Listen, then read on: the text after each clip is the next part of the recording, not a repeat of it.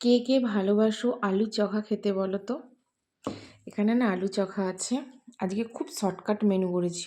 এই যে ভাত, আর এটা হচ্ছে আমার মাছের ঝোল ফুলকপি দিয়ে, তেলাপিয়া মাছ গরম করলাম এক্ষুনি মাইক্রোওভেনে, কারণ ঠান্ডা হয়ে গেছিলো সব।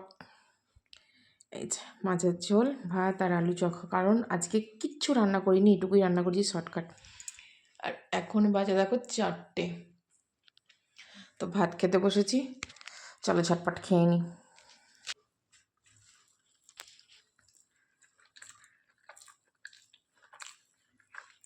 আলু চোখাতে 2টো শুকনো লঙ্কা দিয়েছিলাম। শুকনো লঙ্কা ঝাল ঝাল দারুণ লাগে। কত বেলায় ভাত করেছি, কিন্তু খেতে খেতে আজকে আমার 4টে বেজে গেল। ওই জন্য ভাতগুলো আবার গরম করতে হলো।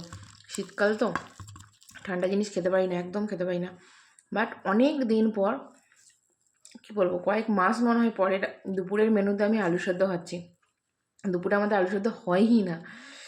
তো আজকে আলু চোখা, যেটা আলু সেদ্ধ নয়, আলু চোখা, দারুণ খেতে লাগে এটা।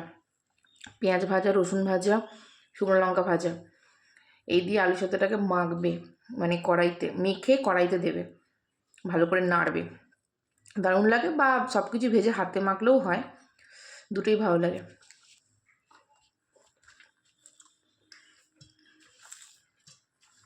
চলো খেয়ে নিই।